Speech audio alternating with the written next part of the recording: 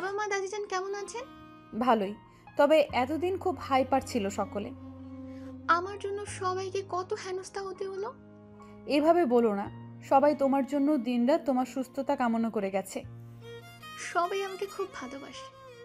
সাদ ভাইয়া না থাকলে তো অপারেশন করার মতো ডক্টরই ছিল না। শাহেদ ভাইয়া আর সাদ ভাইয়ার চোখে বন্ধুকে হারানোর ভয় দেখেছি স্পষ্ট। দুইটাই আস্ত পাগল। বন্ধুরা এমনই হয়। শুভ তো একটু দেরি হলে হাসপাতালে ভেঙে ফেলতো। রিদিমা ভ্রু কুঁচকে, কেন?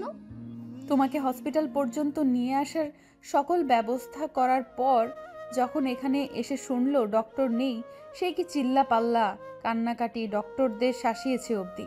পরে যখন সাদ ভাইয়া অপারেশন করাতে রাজি হচ্ছিল না, তার পায়ে ধরেছে অবধি। বদ্ধ উন্মাদ এই ছেলে। ইশুয়া মুখ মলিন করে। তবে আরেকটা কথা, রিদিমা আর চোখে তাকিয়ে ইশুয়ার দিকে। কি? শুভকে শেষ তোমাকে অপারেশন থিয়েটারে ঢোকানোর পর দেখেছি। এই 2 দিন নয়নকে দেখলেও একেবারের জন্য শুভকে হসপিটালের আশেপাশে দেখা যায়নি। রিদিমার কপালে চিন্তার ভাঁজ পড়ে। ইশুয়া যা বলছে তা কি সত্যি? হঠাৎ কেবিনের দরজা দিয়ে ঢুকলো সাদ আর রবিন। আমার পেশেন্ট এখন কেমন আছে? আয় ডাক্তার, তোর পেশেন্ট বলে কথা, ভালো তো হতেই হবে। তা বটে। এখন কেমন ফিল করছো? বেশ ভালোই। রবিন ইশুয়ার দিকে তাকিয়ে, তোমরা রেডি? হসপিটালের সামনে গাড়ি দাঁড়িয়ে আছে। এই তো শেষ। তাহলে আর বসে কেন, চলো। ওকে, বাই। বাই মানে? আমি এখান থেকে ডিরেক্ট বাড়িতে ফিরবো। আপনি আর শাহিদ ভাইয়া দুজনে আমাদের সঙ্গে চৌধুরী মেনশন যাচ্ছেন। আন্টিও সেখানে আছে। ঢং না করে চল তো। আচ্ছা। রিদিমাকে নিয়ে সবাই একই গাড়িতে করে চৌধুরী বাড়িতে ফিরল। ড্রয়িং রুমের সোফায় বসে আছে বাড়ির সবাই। রিদিমাকে দেখে এগিয়ে গেল দিতি বেগম আর সুরাইয়া খান। বাকি সবাই বসে আছে। রিদিমাকে নিয়ে মমতা চৌধুরীর পাশে বসালো আফজাল সাহেব। মমতা চৌধুরী রিদিমার মাথায় হাত বুলিয়ে, আমার নাতনি। রিদিমার সামনে একসঙ্গে সোফায় বসে আছে দেলোয়ার খান, সিনথিয়া আর মারিয়া। রিদিমার পাশে মমতা চৌধুরী আর আফজাল সাহেব। বাকিরা রেহিনা বেগম, সাদ, সাহেলা, শিলা, নয়ন, রবিন, ইশুয়া, নিশুয়া, ঝুমা বেগম, তারেক সাহেব, আকাশ, তার বউ সাথী, দিতি বেগম, সুরাইয়া খান সহ রহিমা।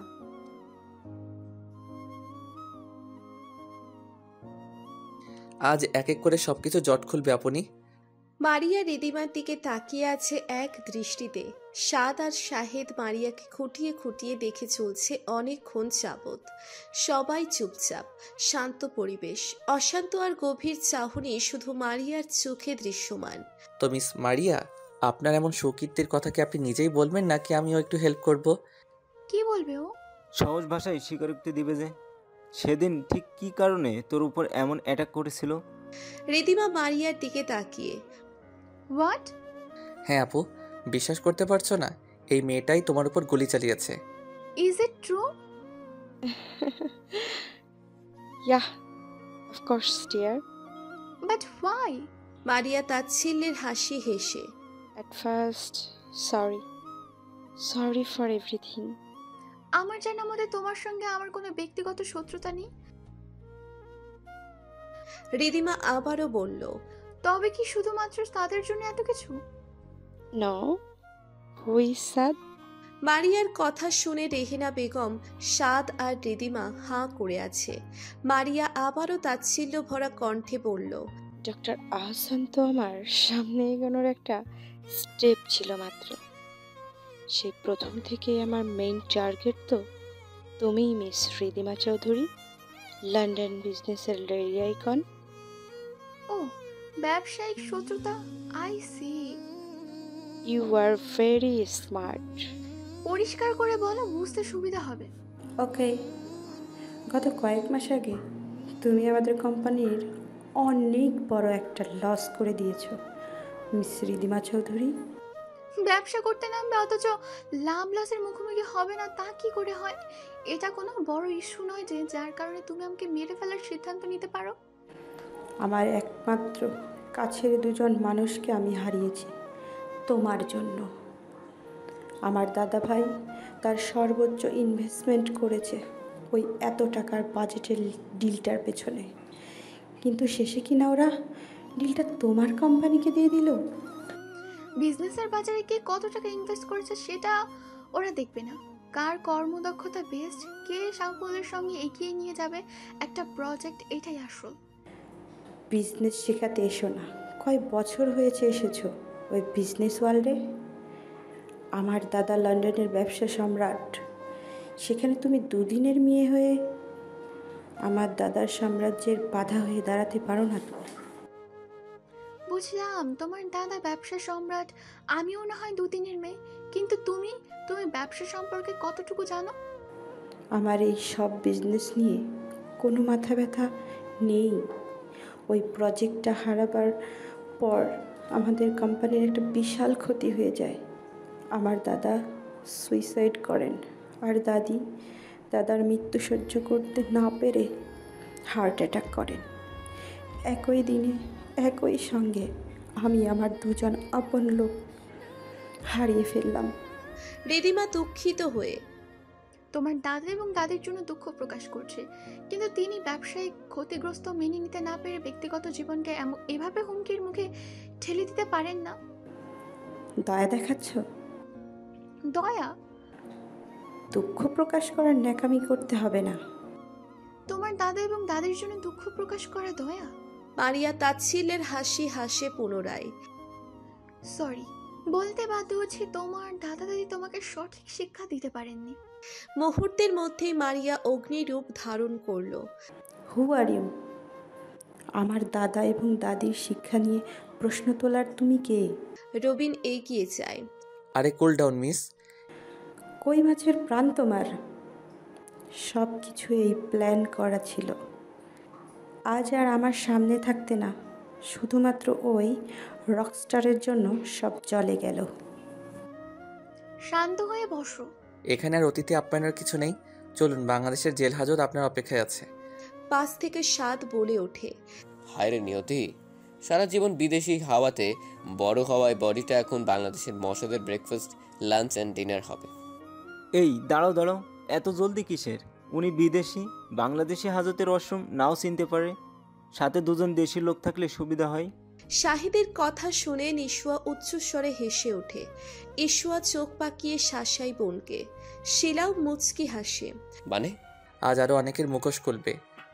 আমার মাথায় ঢুকছে না কিছুই। কি হচ্ছে এসব? বাবা ওয়েট করো, সবই বুঝবে। শাহেদ দেলোয়ার খানের দিকে তাকিয়ে বলল, তো মিস্টার খান, আপনার এত এত সুকাজের ঢোল কি আপনি নিজে পিটাবেন নাকি আমাকে পিটাতে হবে? আমি পিটালে আবার আওয়াজ জোরে শোনাবে, আস্তে পিটাতে পারি না তো তাই। দেলোয়ার খান হাত দিয়ে বারবার কপালের ঘাম মুছতে লাগলেন। রবিন কাউকে মেসেজ করতেই দুজন লোক একটা আধমরা লোককে ধরে বেঁধে নিয়ে আসে। এ আবার কি? তোমার বাবার পোষা কুত্তা আমাদের বাড়ির হাড্ডি খাইয়ে আবার আমাদের মারা ষড়যন্ত্র করে। কি যা তা বলছিস? যা তা নয় দাদিজান, মারিয়ার ছোড়া একটা গুলি লেগেছে আপনি শরীরে, আর একটা গুলি এই কুত্তার করা। কথাটা বলেই রবিন দুটো লাথি মারে লোকটিকে। ব্যথায় কোকিয়ে ওঠে লোকটা। আকাশ দেলোয়ার খানের দিকে তাকিয়ে। এসব কি শুনছি বাবা? দেলোয়ার খান আমতা আমতা করতে লাগলেন। মুখে তার কোনো জবাব নেই। সুরাইয়া খান এগিয়ে আসেন।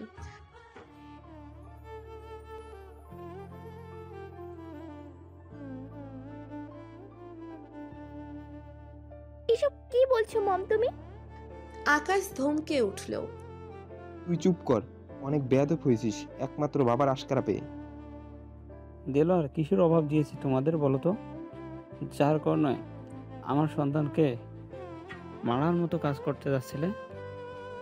ভাইজান, আপনার দুই ছেলে মেয়েকে আমি নিজের সন্তানের চেয়েও কম ভাবিনি কখনো, অথচ আজ আমার বুক খালি করতে যাচ্ছিলেন। দুধ কলা দিয়ে কাল সাপ পুষেছ মা। আকাশ রিদিমার দিকে এগিয়ে এলে। মাফ করে দেবন। তুই কেন মাপ চাচ্ছিস? আমার ভাইয়ের খেয়ে পড়ে আমার ভাইকে ধ্বংস করতে মেতে রয়েছ, দেখলে খোদা সহ্য করেনি। তোমার বোকামির জন্য আমি তোমার ছেলে মেয়েদের ভবিষ্যৎ উচ্ছন্নে যেতে দিতে পারি না।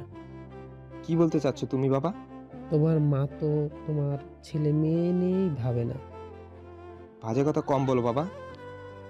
বাবা ঠিকই বলছে, মা যদি আমাদের আপনে ভাবতো আজ আমাদের পাশে থাকতো, পাশ কাটিয়ে অন্যদিকে যেত না। সুরাইয়া খান আজ আর নিজেকে সামলাতে পারল না। সিনথিয়াকে দাঁড় করিয়ে দুগালে লাগামহীন চর মেরে যেতে লাগলেন। ইশুয়া এসে টেনে নিয়ে গেল তাকে। কি করছেন ফুপু? আরে তোরা তো কালসাপ পুছেছিস, আর আমি এই কালসাপটাকে জন্ম দিয়েছি। ভাবতে মরে যেতে ইচ্ছে করে। এইভাবে বলো না সুইট হার্ট। সুরাইয়া খান এগিয়ে আসে শিলার দিকে, টেনে নিয়ে যায় সিনথিয়ার সামনে। এই দেখ, একে দেখেছিস? ওকে আমি পেটেও ধরিনি, পিঠেও ধরিনি। একদিন তোকে, আকাশকে আর সাহিদকে নিয়ে সেখানে ফুটপাতে কুড়িয়ে পেয়েছি। সিনথিয়া রেগে গালে হাত দিয়ে, রাস্তার মেয়ের সাথে তুমি সিনথিয়া খানের তুলনা করতে পারো না। শাহিদ এগিয়ে এসে এক চড় মারল সিনথিয়ার গালে। মুখ সামলে কথা বল। ও কোনো রাস্তার মেয়ে নয়। ওর পিতামাতার পরিচয় লাগবে না। ওর এখন ভাইয়ের পরিচয় আছে, সেটাই ওর লিগ্যাল আইডেন্টিটি।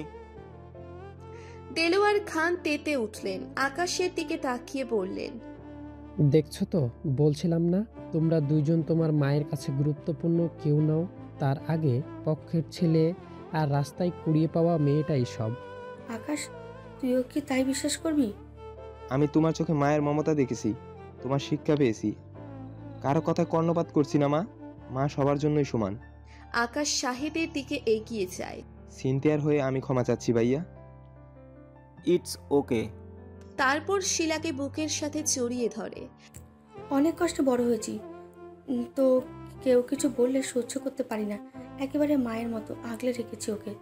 আকাশ গিয়ে শিলার মাথায় হাত বুলিয়ে বলে, আমিও তো ওর ভাই, আমার বোনকে আমি আদর দিতে পারি না? শাহিদ চোখ দিয়ে ইশারা করতেই আকাশকে জড়িয়ে ধরে শিলা। আকাশ এক প্রাণবন্ত হাসি উপহার দিল তাকে। এইভাবে একসঙ্গে যদি তোদের মানুষ করতে পারতাম, এর মায়ের বুকটা জোড়াতো। উপস্থিত সকলে একের পর এক শক খেয়ে যাচ্ছে। কত সম্পর্কের প্যাচ খুলছে আজ। সবাই অবাকের চরম পর্যায়ে। শিলা অনেকদিন পর সুরাইয়া খানের বুকের উপর ঝাঁপিয়ে পড়ে হাউমাউ করে কেঁদে ওঠে। সুরাইয়া খান মাথায় হাত বুলিয়ে, পাগলি মেয়ে, কাঁদিস না। রবিন দেলোয়ার খানের দিকে তাকিয়ে, তো মিস্টার খান, এখন আপনার সহজ স্বীকারোক্তি সবার সামনে উপস্থিত করুন। ছোটবেলায় শাহেদ, শিলা, আকাশ আর সিনথিয়ার নামে আমার শ্বশুর মানে তোমাদের দাদাজান অর্ধেক সম্পত্তি উইল করে যান, আর বাকি অর্ধেক সম্পত্তি রবিন রিদিমার নামে উইল করা হয়। কিন্তু আমার ছেলে মেয়ে শুধু আকাশ আর সিনথিয়া, তাদের প্রাপ্য সম্পত্তিতে আমি শাহেদ আর শিলার ভাগ কিছুতেই মেনে নিতে পারছিলাম না। আর তাই আপনি আমাকে মিথ্যে অপরাধে চোর বানিয়ে নানাজনের কাছে খারাপ বানিয়ে আমাকে আর আমার এই বোনটাকে রাস্তায় নামিয়ে দিলেন। একটা বারও ভাবলেন না এই অবুঝ বাচ্চাগুলো কোথায় যাবে? এতটা মায়া মমতা আজও নেই তোমাদের প্রতি এই দেলোয়ার খানের হৃদয়ে। সি বাবা, কতটা নিচু তুমি। আমার সব কিছু শুধু আমার নিজের ছেলে মেয়ের জন্য। তাই আমি প্রথমে কৌশলে ওদের এই বাড়ি থেকে বের করে তারপর আমার পিছনে নিজের মেয়েকে লেলিয়ে দিয়ে আমার স্ত্রী হয়ে আমার সম্পত্তি তার নামে করিয়ে নিতে চেয়েছিলেন। সেটা যখন সফল হলো না, তাই আমাকে আর আপনিকে মেরে বাকি অর্ধেক সম্পত্তি সহ মোট পুরো সম্পত্তি নিজেদের নামে করে নিতে চাইলেন, কি তাই তো? হ্যাঁ। এত লোভ সম্পত্তি? কখনো আশা করিনি এ গভীর চক্রান্তে আমাদের ফেলবে তুমি। আমার তো বিশ্বাসই হচ্ছে না এসব। আমাদের সাথে এত এত বিশ্বাসঘাতকতা মানা যায় না। এক সেকেন্ড, আরও আছে। উনি দেশের একজন কুখ্যাত ডায়মন্ড স্মাগলার। তার জন্য ওনাকে গ্রেপ্তার করার পারমিশন আছে আমাদের কাছে। কোনো প্রুফ আছে? না থাকলেও আমি দেব তোমার সকল অপকর্মের প্রমাণ। দেলোয়ার খান চেঁচিয়ে ওঠেন, সুরাইয়া, চিৎকার করো না বাবা, তোমার এত এত অপকর্মের এতটুকু সাজা পাওয়া তোমার প্রাপ্য। রবিন দুজন লোককে ইশারা করে। Address them. সিনথিয়া, দেলোয়ার খান আর মারিয়াকে নিয়ে যাওয়া হলো। সবাই এতক্ষণের ঘটে যাওয়া সকল ঘটনায় বিস্মিত। সবই বুঝলাম, তবে শাহেদ ভাইয়া আর রবিনের ব্যাপারটা বুঝতে পারছি না এখনো। তোমার বর একজন মাফিয়া গ্যাংয়ের সভাপতি। হোয়াট? কি বলছিস? একদমই তাই। রবিন মুখ মলিন করে। মোটেও না, আমি আইনের লোক। আমার সাথে মিথ্যা বলিস না, আমি আগে থেকে সবটা জানি। তুমি ভুল ভাবছো। রিদিমা শাহেদের দিকে তাকিয়ে। Am I right? শাহেদ ভ্যাবা চাকা খেয়ে গেল, আমতা আমতা করে বলল, আসলে মিথ্যা বলার চেষ্টা করিস না ভুলেও। তোর আর রবিনের যে কয়টা গ্যাং আছে এই শহরের সব কটা, ক থেকে চন্দ্রবিন্দু সব পর্যন্ত আমার জানা। রবিন, কি আর করার বলে দাও। রবিন চোখ দিয়ে ইশারা করে। আরে আপনি, তুমি ভুল ভাবছো। আমি আর শাহিদ ভাইয়া একই ডিপার্টমেন্টে কাজ করি। রিদিমার কাছে আসতেই রবিনের কান চেপে ধরে রিদিমা। তাই না? আমি জানি না ভেবেছিস? তোর মাফিয়া গ্যাং একটা অপরাধী ধরে সাজা দেয় আর শাহেদ আইনের লোক হয়ে সেটাকে ধামাচাপা দেয়। রিদিমা শাহেদের দিকে তাকিয়ে। তোর লজ্জা করে না রে ওর সঙ্গ দিতে? ও মোটেও অপরাধ করছে না, ও শুধু অপরাধীদের শাস্তি দিচ্ছে। তাই বলে ধরা পড়লে নিজেকে স্পেশাল অফিসার বলে চালিয়ে দিচ্ছে। It's not fair. বাবা কি বুদ্ধি। সবার এমনই আলোচনার মধ্যে নক পড়ল দরজায়। সবাই দরজায় তাকাতেই নয়নের দেখা মিলল। আরে নয়ন, আয় আয়। কেমন আছেন আপু? এই তো ভালো। ইশিয়া চলো তো, সবার জন্য খাবার সার্ভ করি কেবিনে।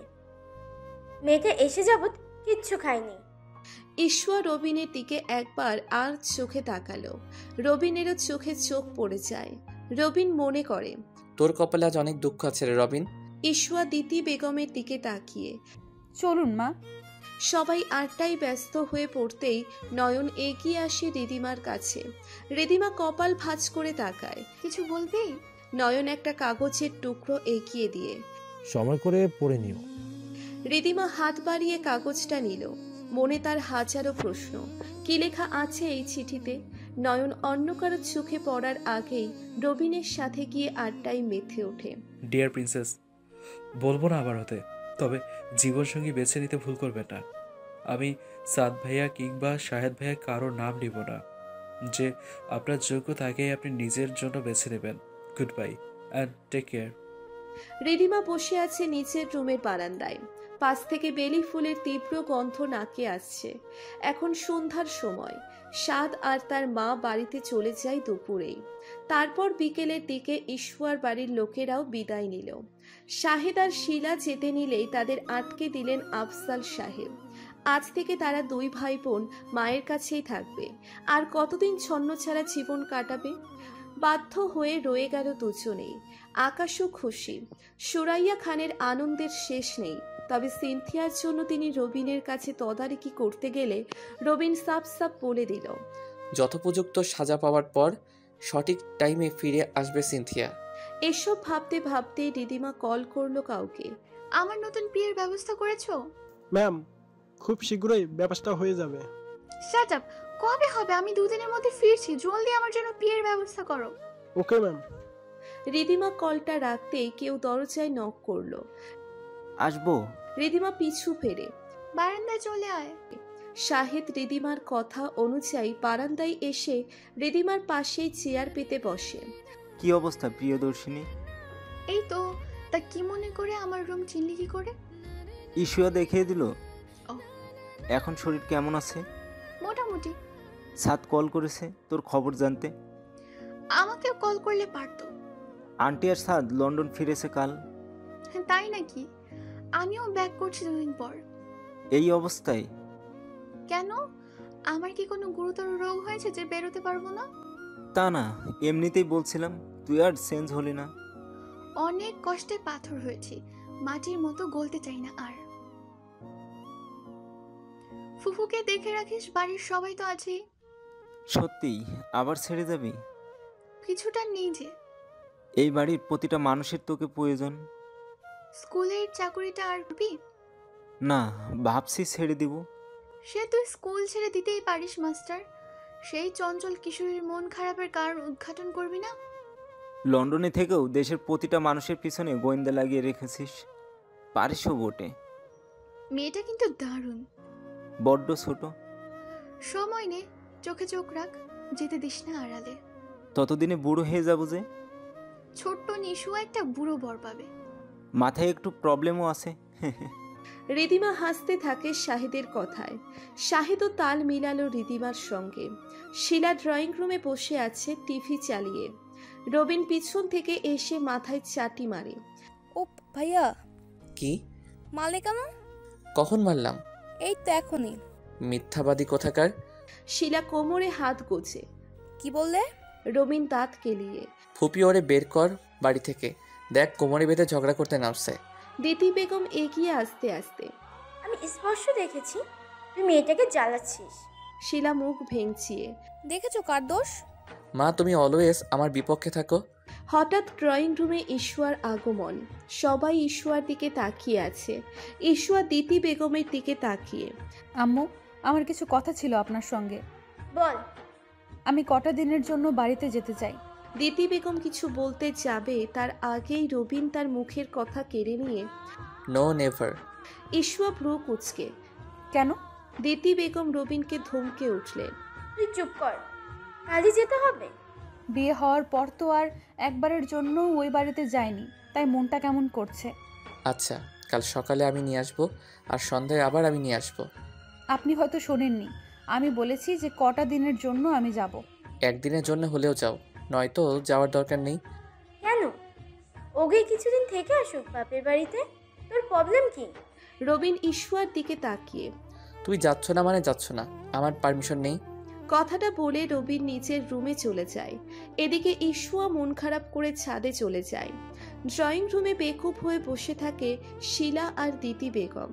সুরাইয়া খান রান্নাঘর থেকে সব শোনেন। তিনি রান্নাটা শেষ করে রবিনকে বুঝিয়ে বলবেন, মনে মনে ঠিক করেন। সাদ ল্যাপটপে কাজ করতে করতে রেহেনা বেগমের উদ্দেশ্যে বলল, মা, তোমার সবকিছু ঠিকঠাকভাবে গুছিয়ে নিয়েছো তো? সবই নিয়েছি, শুধু দুটো জিনিস নেওয়ার মতো বাকি। সাদ ভ্রু উঁচিয়ে। কি? মনের মতো একটা বৌমা আর আমার মনটা কিছুতেই যেতে ইচ্ছে করছে না। যত সব বাজে কথা। তোমাকে তো বললাম থেকে যাও দেশে। একা?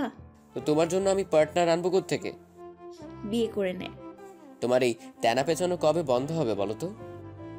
রিদিমা মেয়েটা মনের মতো ছিল, ছেলের বৌমা হিসেবে পারফেক্ট। আবারও শুরু করলা?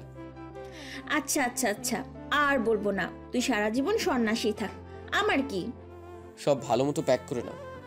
নিয়েছি নিয়েছি। গুড। খেতে আয়, খাবার দিচ্ছি টেবিলে। একটু কাজটা সেরে নি। সাদের কথায় তেতে উঠলেন রেহেনা বেগম। হাতে থাকা তরকারির চামচটা দিয়ে ঝনঝন শব্দ তুললেন টেবিলে। হোয়াট হ্যাপেন্ড মা? এভাবে অপেক্ষা করতে পারবো না রোজ রোজ তোর জন্য, আমার ঠেকা পড়েনি এত। সাত বেচারা ভ্যাবা চেকা খেয়ে গেল। মায়ের এমন অহেতুক রাগের মানেটা তার স্পষ্টই জানা আছে। রবিন রুমের লাইট অফ করে মাথায় হাত রেখে চোখ বন্ধ করে আছে। রবিনের প্রচণ্ড রাগ হলে যা সে প্রতিনিয়তই করে থাকে। দরজা খোলার আওয়াজ পেতেই পাশ ফিরে শুয়ে পড়ে রবিন। লাইট জ্বলে উঠতেই প্রচণ্ড জোরে বলে উঠল, আমার চোখে আলো লাগছে। আমি ইশুয়া নই। রবিন সুরাইয়া খানের কথা শুনে চোখ খুলে বিছানায় বসল। সুরাইয়া খান এগিয়ে আসে, রবিনের পাশে বসে।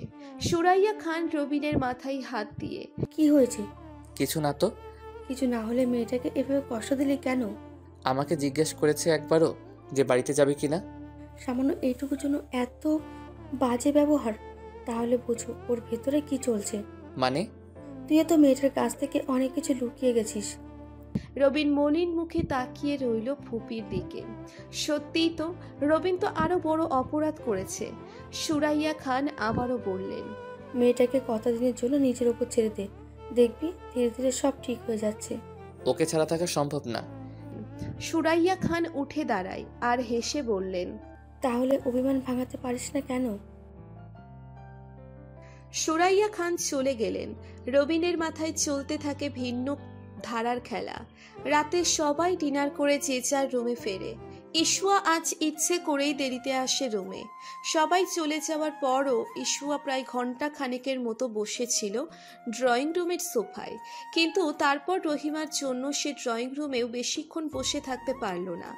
রহিমার অহেতুক প্রশ্নে বিরক্ত হয়ে গেছে ওই 1 ঘন্টায়। ইশুয়া রুমে ঢুকতেই রুমের লাইট বন্ধ হয়ে গেল। অন্ধকারে হাতড়ে হাতড়ে বিছানা খুঁজতে লাগলো ইশুয়া, কিন্তু 1 সেকেন্ড পরেই সে বুঝতে পারল সে হাওয়ায় ভাসছে।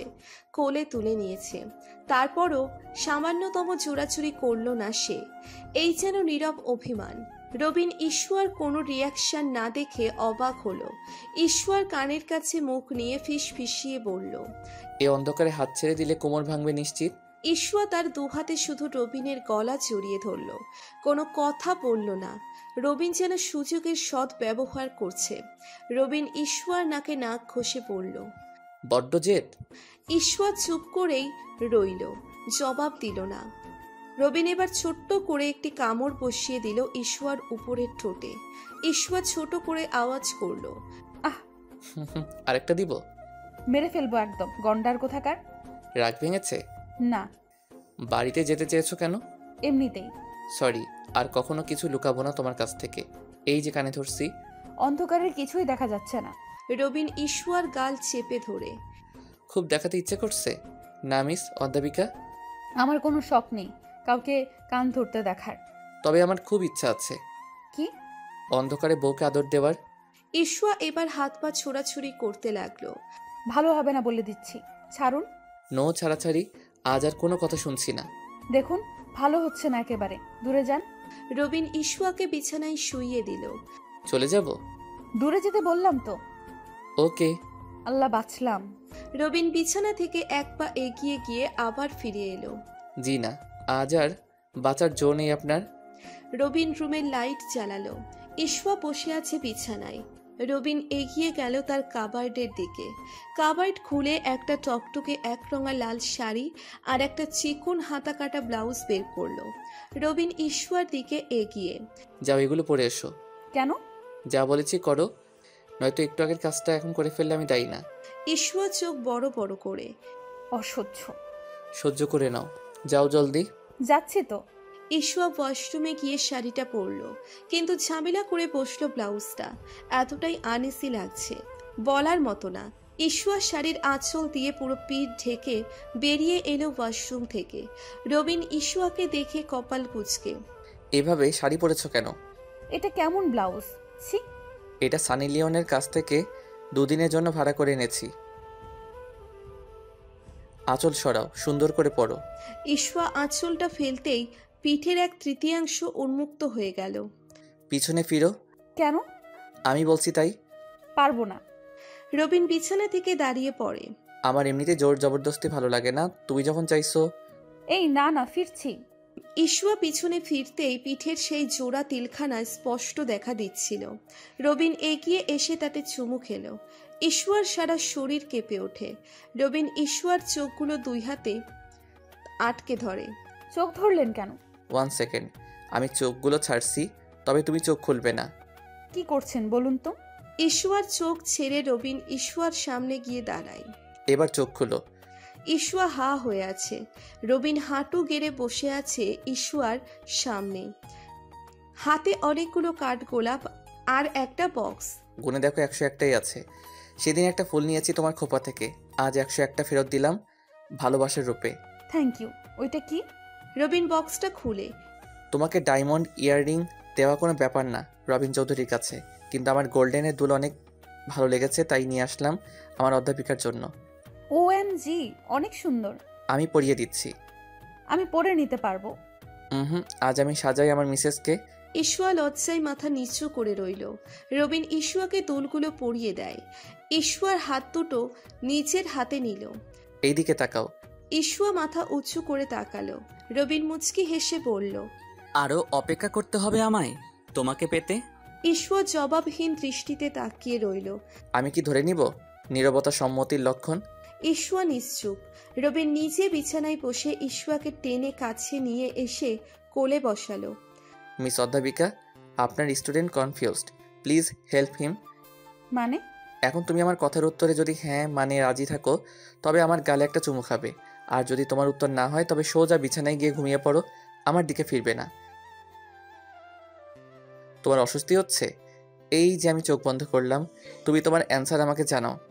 ঈশ্বর দোটানায় পড়ে। আজ রবিনকে নাকচ করা মানে স্বামীর অধিকার থেকে বঞ্চিত করা। কিন্তু ঈশ্বর ভীষণ লজ্জা লাগছে। কি করবে সে? কি হলো, তোমার উত্তর দেওয়া হয়েছে? ঈশ্বর উঠে গিয়ে রুমের লাইটটা অফ করে দিল। রবিন চোখ খুলল। অন্ধকার দেখে নিরাশ হয়ে পিছু ফিরবে তখনই ঈশ্বর রবিনের কলার চেপে ধরে তাকে লিপকিস করে বসল। রবিন ভাবতেও পারেনি এমন কিছু। ঈশ্বর রবিনকে ছেড়ে দূরে গিয়ে বসে। রবিন তার প্রশ্নের জবাব পেয়ে ভীষণ এক্সাইটেড। ঈশ্বরকে জড়িয়ে ধরে বলল, অধিকার পেয়ে গেলাম যে, আজ থেকে শান্তির ঘুম হারাম হয়ে গেল। অধ্যাপিকা আপনার। দুদিন পর। জন্মের পর থেকে কোনো কথা শুনেছিস যে আজ শুনবি? মম, জাস্ট স্টপ দিস ড্রামা। আমার সব কিছুই ড্রামা তোর কাছে। একটু চুপ করবে? বাড়ি থেকে বের হব শান্তিপূর্ণভাবে, সেটারও কোনো জো নেই। দাও, আরো লাই দাও, মাথায় তোলো। মেয়েটাকে কোথায় দোয়া করে দিবে তা না করে সে কখন থেকে বকবক করেই চলেছ। এই চুপ করলাম, আর কিছুই বলবো না, যে যা খুশি করো। রবিন ছুটে এসে, আপনি চল চল, গাড়ি চলে এসেছে। তোমার ফ্লাইট কয়টায়? দিতি বেগম এগিয়ে এসে ছেলের কান ধরে। ও মা, কি করছো? কোথায় বোনকে যেতে মানা করবি তা না করে এগিয়ে দিচ্ছিস। তোমার কি মনে হয় মামি, রিদিমা কারোর কথা শুনবে? মোটেও না। রবিনের কাল ছাড়ো তো ভাবি। লাগছে তোমা, ছাড়ো। কেউই ওকে আটকাবি না তো। সারা দেশে হরতাল পড়লেও আজ দিদিমা লন্ডনে যাবেই। সো তুমিও আর সে চেষ্টা করো না, যা করেছো করেছো। ঈশ্বর এগিয়ে এসে, আবার কবে আসবে আপু? যত শীঘ্রই আমি পিম্মি হব তত শীঘ্রই। ঈশ্বর লজ্জায় লাল হয়ে ওঠে। রবিন কাঁদতে লাগলো। রিদিমা দিতি বেগমের দিকে এগিয়ে গেল। মম, এত টেনশন নিও না তো। আমি প্রথম কদিন সাদ আর রেহান আন্টির সাথে থাকবো তো, তারপর আবার আগের পাশে ফিরবো, সম্পূর্ণ সেফটি নিয়ে। I promise you. আচ্ছা, নিজের খেয়াল রাখিস। সবার থেকে বিদায় নিয়ে রিদিমা গাড়িতে উঠে বসে। পাশে রবিন আর শাহেদ। তারা রিদিমাকে এয়ারপোর্টে এগিয়ে দিতে যাচ্ছে। রিদিমার ফোনে কল আসে। হ্যালো বল। তুই রওনা হয়েছিস রিদ? এয়ারপোর্ট যাচ্ছি। ফ্লাইট কয়টায়? 7:35 আমি তোকে এই দেশের এয়ারপোর্ট থেকে ড্রপ করে নিব। আমি তোর বাসা চিনি তো, চলে যেতে পারবো। তার কোনো দরকার নেই, আমি আসবো এয়ারপোর্টে, বললাম তো। ওকে, বাই, রাখছি। ওকে। সাদের ফোন রাখতেই রিদিমা গাড়ি এয়ারপোর্টে এসে থামলো। রিদিমা ফিরে যাচ্ছে তার আগের জীবনযাত্রায়। আমার কাছে তুমি মানে আমার কাছে তুমি মানে অন্যরকম, আমার কাছে তুমি মানে আমার পোষা পাখি, দিনের আগে চোখ বুঝিয়া তোমায় আমি দেখি, তোমার কাছে হয়তো বন্ধু আমি কিছু না, হয়তো তোমার স্বপ্নে বন্ধু আমি আসি না, আমি মানে তুমি আর তুমি মানে আমি, আমার কাছে আমার চেয়ে বন্ধু তুমি দামি, আমি মানে তুমি আর তুমি মানে আমি, আমার কাছে আমার চেয়ে বন্ধু তুমি দামি, এই এই এই ইয়াহো এই এই এই ইয়াহা এই এই এই ইয়াহো এই এই এই এই এই ইয়াহো এই এই এই ইয়াহা এই এই ইয়াহো এই এই। গানটা রিদিমা যে বিল্ডিংয়ে থাকে তার আশেপাশের কোনো বিল্ডিং থেকে ভেসে আসছে। কি আজব ব্যাপার না? লন্ডনের মতো শহরে প্রতিদিন সন্ধ্যার পর একটা করে বাংলা গান শোনা যায়। রিদিমা লন্ডন ব্যাক করেছে আজ 6 মাসেরও বেশি সময় হয়েছে। সাদের ওখানে ছিল 10-12 দিনের মতো। রেহিনা বেগম অনেক চোরাচুরি করেন তাদের সাথে থাকার জন্য, কিন্তু রিদিমার মতো সেলফ ডিপেন্ডেন্ট মেয়ে রেহিনা বেগমের কথাই সম্মতি জানালো না। সে আলাদা বাসায় ওঠে সম্পূর্ণ নিরাপত্তা সহ। এই 6 মাস সে শুভকে অনেক খোঁজার চেষ্টা করেছে। সাদও তাকে হেল্প করেছে এই কাজে, কিন্তু শুভর কোনো হদিশ মিলল না। রিদিমা খুব ভালো করেই জানে শুভ আজও তাকে চোখে চোখে রাখে। রিদিমা আজও শুভর নজরবন্দি হয়েই আছে। কিন্তু এই ছেলেটা ইচ্ছে করেই তার থেকে পালিয়ে পালিয়ে বেড়াচ্ছে। রিদিমা তার সিক্রেট গ্যাং আর রবিনের কাছ থেকে খোঁজ করে জানতে পারে শুভ তার বাবা মাকে লন্ডনের ফ্লাইটেই দেশ থেকে নিয়ে আসে রিদিমা এদেশে আসার কিছুদিন পর। কিন্তু সবকিছু নীরবে করে ফেলেছে শুভ। একটা কাকপক্ষীতেও টের পায়নি শুভর পরিবারের এইভাবে নিখোঁজ হয়ে যাওয়ার পিছনের ঘটনা। রিদিমা কফিতে চুমুক দিতে দিতে গানটা মুগ্ধ হয়ে শুনছিল। রিদিমার ফোনে কল আসাতে তার ধ্যান ভঙ্গ হলো। হ্যালো ইসওয়া, কেমন আছো আপু? তোমার কি খবর বলো? ডক্টরের কাছে গিয়ে চেক আপ করেছো তো? এমন বোকামি আর করো না। তুমি এভাবে অসতর্ক হয়ে চললে তোমার সঙ্গে সঙ্গে আরও দুজনের রিস্ক আছে। তুমি খবরটা পেয়েছো? হ্যাঁ, রবিন আমাকে বলেছে। আমি ডাবল প্রিন্সেসের পিম্মি হতে যাচ্ছি। নিজের দিকে খেয়াল রেখো, ভালো থেকো। ওকে, রাখছি। আপু। হ্যাঁ বল, কিছু বলবে? না মানে শুভর কোনো খোঁজ? 6টা মাস ধরে চেষ্টা করলাম তো অনেক। আমি আর টাইম ওয়েস্ট করতে চাচ্ছি না। আমার অনেকটা সময় এমনিতেই নষ্ট করে ফেলেছি। না আসলে তোমার ভাইয়ের চোখে সবসময় বন্ধুত্ব ভাঙার কষ্টটা দেখি তো, তাই ভালো লাগে না। সব ঠিক হয়ে যাবে। এই শরীর নিয়ে এত টেনশন করো না তো। ওকে, টেক কেয়ার। বাই। রবিন আর ঈশুয়ার যমজ মেয়ে হতে চলেছে। ঈশুয়া আজ সিঁড়ি দিয়ে নামার সময় হঠাৎ পড়ে যায়। খুব বেশি উপর থেকে না পড়ায় ততটা ক্ষতি হয়নি। তারপরও ডক্টর দেখাতে নিয়ে যায় রবিন। রান্নাঘরে কাজ করছিল সুরাইয়া খান। শিলা এসে দাঁড়ালো তার পিছনে। মা। হ্যাঁ চল। বেগুনি খাবো। দাঁড়া, আমি ঈশুয়ার জন্য আগে স্যুপটা বানাই, তারপর তো বেগুনি করে দিচ্ছি। এর মধ্যেই সিনথিয়া দৌড়ে রান্নাঘরে ঢোকে। তুমি সরো তো মা, আমাকে কিছু করতে দাও। বুঝলাম শ্বশুর বাড়ি যাবি, তাই বলে এত কাজ শিখতে হবে? রোহান আন্টিকে ইমপ্রেস করতে হবে না? বাবা, বিয়ে ঠিক হতে না হতে গিন্নি সাথে কত চেষ্টা। দেব কান বলি তো, এত পাকনামি করতে কে বলেছে? সুরাইয়া খান সিনথিয়ার দিকে তাকিয়ে। এই নে স্যুপটা ড্রয়িং রুমে ঈশুয়াকে দিয়ে আয়। দুপুরে তো রান্না করলি তুই, রাতের খাবারটা আমি রান্না করে নিতে পারবো। আচ্ছা দাও, আমি স্যুপটা দিয়ে আসছি। চলো, আমিও যাচ্ছি। সিনথিয়া আর শিলা স্যুপের বাটিটা নিয়ে ড্রয়িং রুমে চলে আসে। ঈশুয়া বসে আছে সোফায়। সামনাসামনি বসে আছে দিতি বেগম আর রবিন। দেখেই বোঝা যাচ্ছে ঈশুয়ার ক্লাস নেওয়া হচ্ছে। ঈশুয়া মুখ মলিন করে বসে আছে। স্যুপ এসে গেছে। সিনথিয়া বাটিটা ঈশুয়ার সামনে সেন্টার টেবিলের উপর রাখতেই ঈশুয়া বলে উঠল, খাবো না আমি। রবিন আর চোখে তাকিয়ে, তোমার খেতে হবে না, আমার মেয়েদের খেতে দাও। দিতি বেগম ঈশুয়ার দিকে তাকিয়ে, এমন করলে চলে মা, একটু খাও। আমার আর গন্ধ সহ্য হচ্ছে না। নাকে আঙ্গুল চেপে ঢকঢক করে গিলে ফেলো। পারবো না বললাম তো। আফজাল সাহেব এসে ঈশুয়ার পাশে বসে। ডক্টর কি বললেন আজ? ডক্টর বলেছেন এতদিন যে খাবারটা খেয়েছে এখন সেই খাবারটা ডাবল করে দিতে। বাজে কথা। কথা বন্ধ করে খাতো স্যুপটা। রবিন সিনথিয়ার দিকে তাকিয়ে, স্যুপ কে বানিয়েছে? মা। রবিন হাঁপ ছেড়ে দুষ্টু হাসি দিয়ে বলল, যাক, আমার মেয়েদের অন্তত তোর বানানো হাবিজাবি খেতে হবে না। কি? আমি হাবিজাবি রান্না করি? তা নয় তো কি। তোকে তো আমি গলা টিপে মেরে ফেলবো, ফাজিল কোথাকার। ভাইয়া কিন্তু একেবারে ঠিক কথাই বলেছে। সিনথিয়া অসহায় মুখ করে বলল, তুইও? রবিন, ঈশুয়া আর শিলা উচ্চস্বরে হেসে ওঠে। আফজাল সাহেব ভ্রু কুঁচকে বলে, মেয়েটাকে এভাবে জ্বালাচ্ছিস কেন তোর অর্ডার দিতে? সত্যিই তো, ওই একটু রান্না শিখতে চাইছি। তোদের জন্য শান্তি মতো সেটাও করতে পারবে না। যখন তোদের ছেড়ে চলে যাব তখন মিস করবি, তখন চাইলেও দেখা করতে পারবি না। আসলে তবে একটা কথা কি, বাংলাদেশের খাবারগুলোর 12টা বাজে, এখন লন্ডনের ডিশগুলো 14 কোটি বাজাতেই সাত ভাইয়া তোমাকে এই দেশে নিয়ে এসে যাচ্ছে। একদম রাইট। দূর, আমি গেলাম, তোদের সাথে আর কোনো কথা নেই। সিনথিয়া অভিমান করে চলে গেল। হ্যাঁ, সিনথিয়ার সাজা মওকুফ করা হয়েছে 2 মাস পরই, কারণ তার কোনো গুরুতর অন্যায় ছিল না।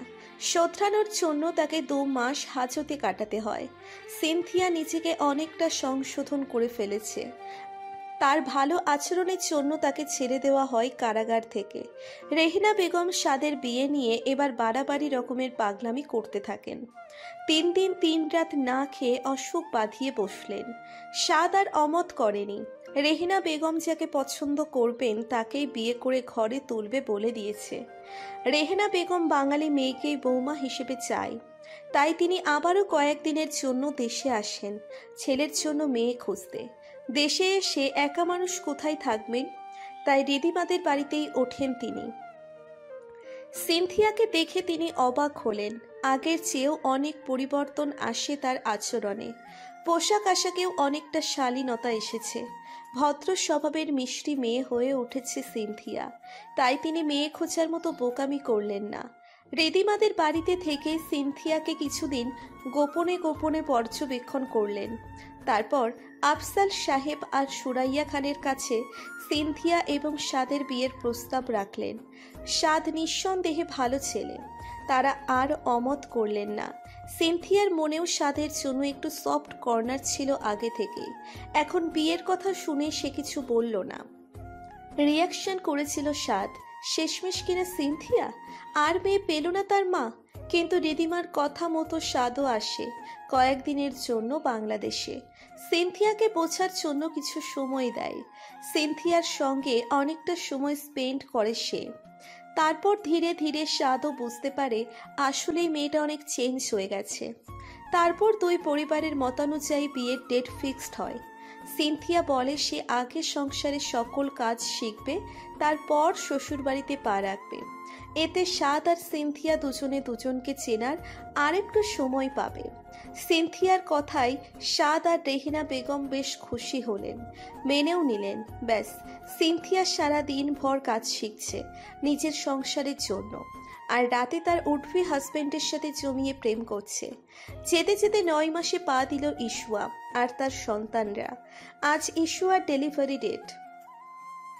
বাড়িতে সবাই আজ যে যার কাজ ফেলে সারাক্ষণ ইশুয়াকে চোখে চোখে রাখছে। আজ সকাল সকাল নিশুয়াও চলে এসেছে বোনের কাছে। ইশুয়া সবার চক্ষু বন্দি আজ। নিশুয়াকে ইশুয়ার কাছে বসে থাকতে নির্দেশ দিয়েছে তার মা। ইশুয়া অস্বস্তিতে একটু কপাল ভাঁজ করেও শান্তি পাচ্ছে না। কি হলো? শরীর খারাপ লাগছে? আন্টিকে ডাকবো? ভাইয়াকে ডাকবো? কি হলো বলো? তুই চুপ করে বসে পাহারা দেওয়ায় হলে দে, একটা কথা বলবি তো তোর জিভ কেটে সিন্নি রাখবো। নিশুয়া মলিন মুখে। আচ্ছা, তবে খারাপ লাগলেই বলবে কিন্তু। ইশুয়া বেচারি এতটা কড়া পাহারায় আছে যেন নিঃশ্বাস নিতেও অসুবিধে হচ্ছে।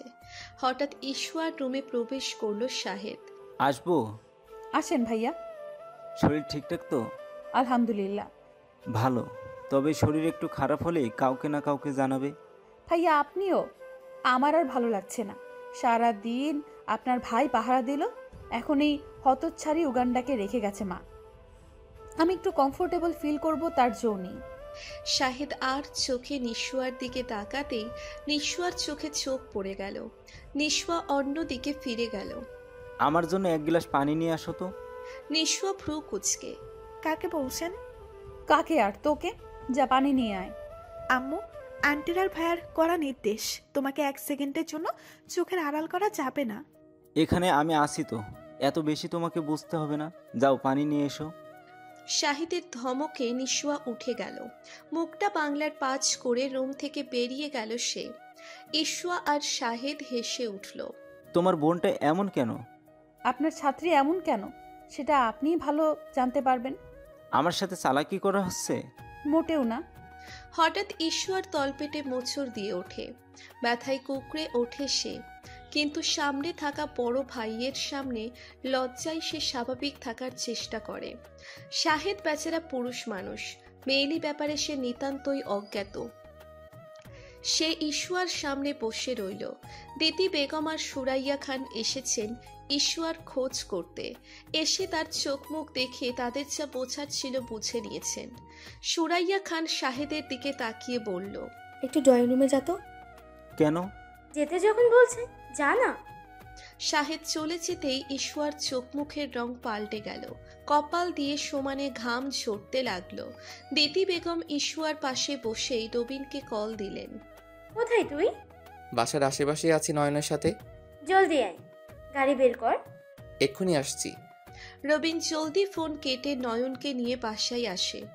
দিতি বেগম আর সুরাইয়া খান ইশুয়াকে নিয়ে নিচে নেমে আসলেন।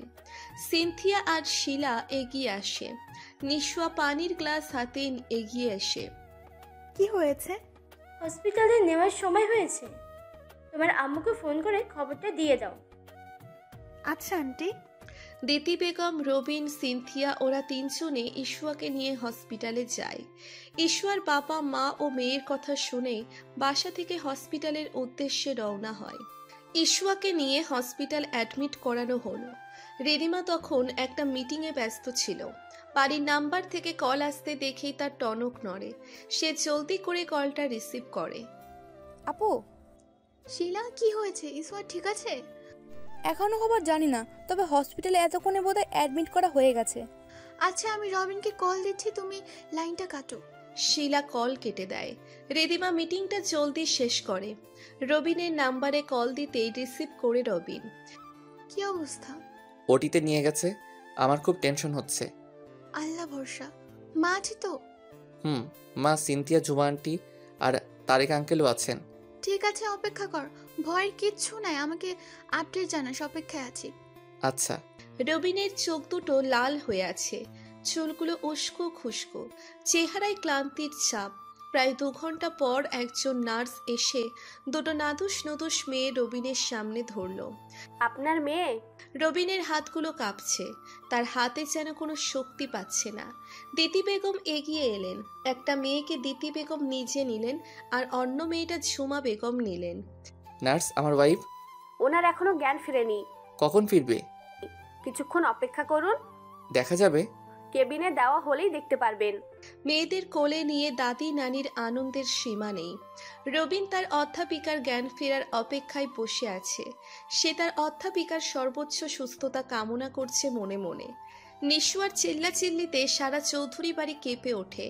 সুরাইয়া খান কিছু কাজে বাইরে গিয়েছিল, শিলা বাসার ছাদে। নিশুয়া যখন সিঁড়ি দিয়ে নামতে নামতে চিল্লাচ্ছিল, তখন শাহেদ এগিয়ে এলো। কি হলো? এভাবে লাফালাফি করার মানে কি? আমি আন্টি হয়ে গেছি। বুঝলাম আন্টি হয়েছেন, কিন্তু যেভাবে লাফাচ্ছেন হাত পা ভেঙে হসপিটালে ভর্তি হতে হবে। আমার অনেক খুশি লাগছে। কেন? দুইটা ভাগ্নে পড়ি। ওফস, হাই খোদা। কখন বাসায় ফিরবে? আমার আর তর্স হয়েছে না। শাহিদের পকেটের ফোনটায় ভাইব্রেশন হচ্ছে। কলটা ধরতেই রিদিমার কণ্ঠ ভেসে এলো। হ্যাঁ রে, কি অবস্থা?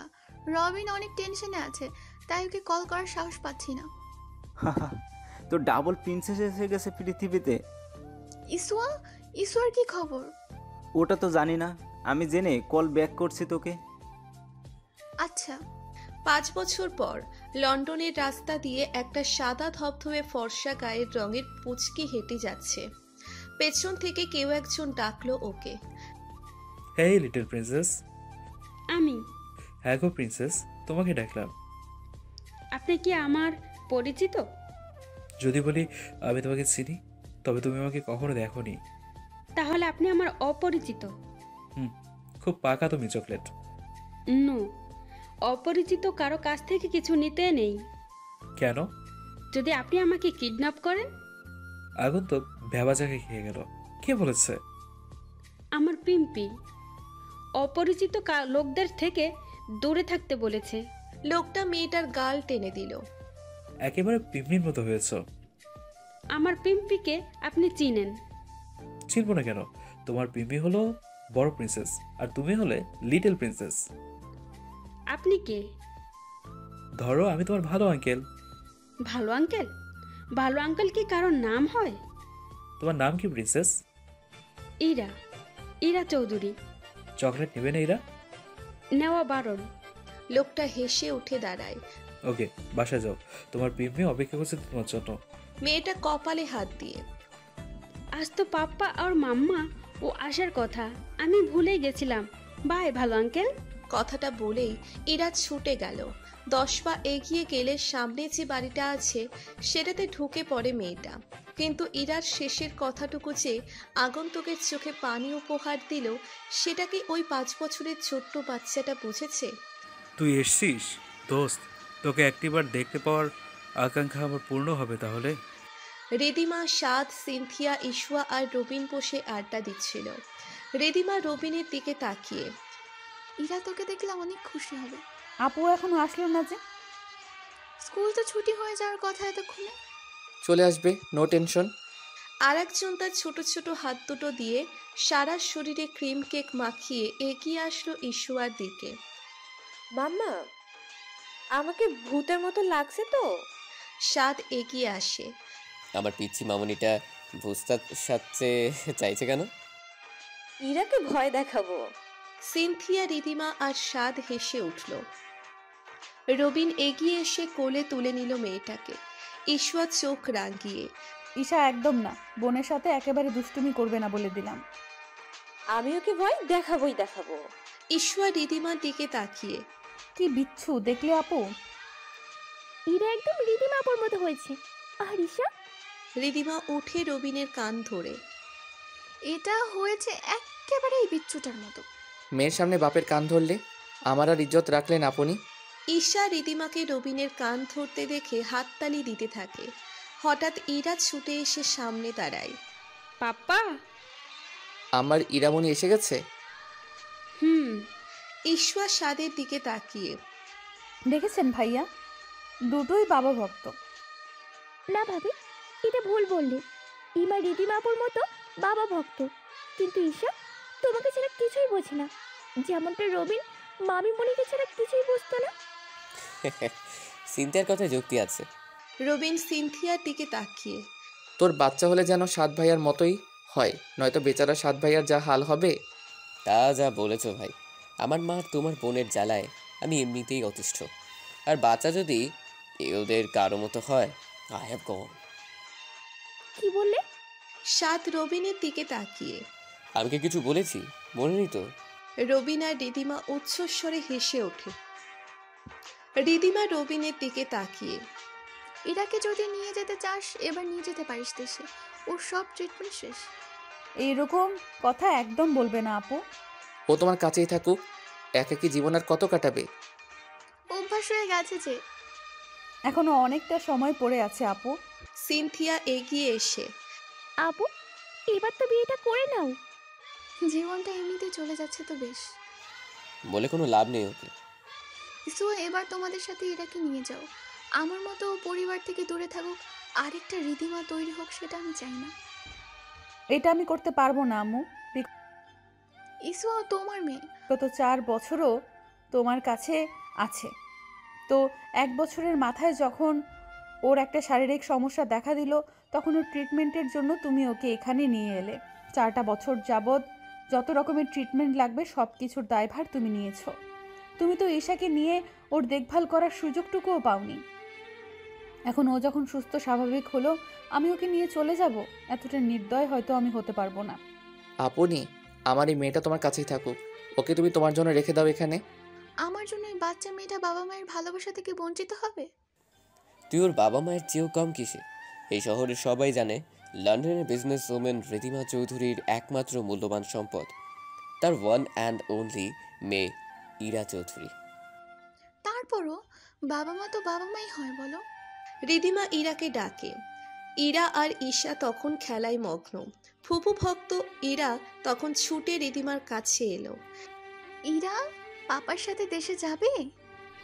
না, পাপার সঙ্গে আমি চলে গেলে তোমাকে দেখবে কে? পাকা বুড়ি। শাহেদ চিল্লাতে চিল্লাতে নিচে এলো। মা মা, এভাবে গন্ডারের মতো চেঁচাচ্ছিস কেন? দেখো তোমার আদরে বৌমা আজকেও আমার সাদা শার্টটাতে কফি ফেলে কি করেছে। নিশুয়া পেছন দিক থেকে এসে, 100 বার ফেলবো, 1000 বার ফেলবো। নিশুয়া মা, এইভাবে বলতে নেই। মা, তোমার ছেলে যে আমাকে জড়িয়ে ধরতে গেছিল, তার বেলায়?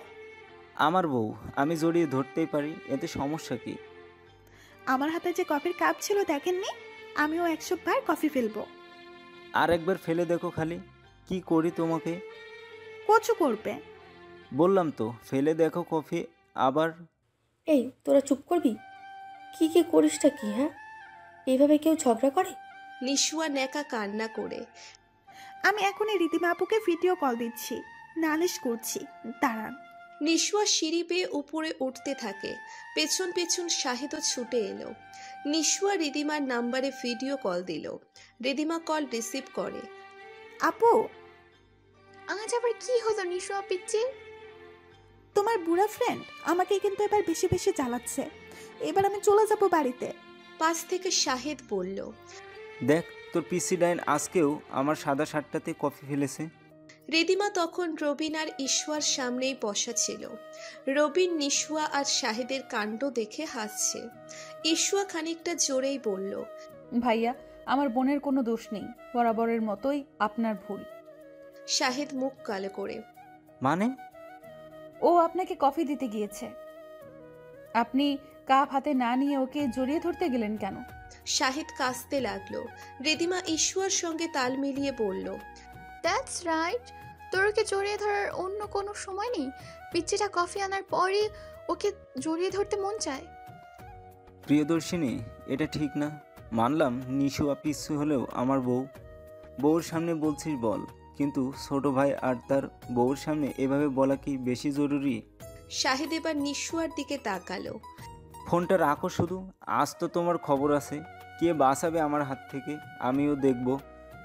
নিশোয়া ভেঙচিয়ে অন্যদিকে ফিরে গেল। লন্ডনে তখন বিকেল বেলা। রিদিমা, রবিন, ইশোয়া মেয়েদের নিয়ে বাইরে ঘুরতে বেরিয়েছে। সাথে স্বাদও আছে। সিনথিয়া প্রেগনেন্ট, শরীরটা হঠাৎ খারাপ লাগছিল, তাই বের হয়নি। ইরা আর ঈশা কিছুটা আগে আগে হাঁটছিল একসঙ্গে। ওরা একটা পার্কে এসেছে। যথেষ্ট সিকিউরিটি আছে বাচ্চাদের জন্য পার্কটিতে, তাই রবিনরা একটা জায়গায় বসে নিশ্চিন্তে আড্ডা দিচ্ছে।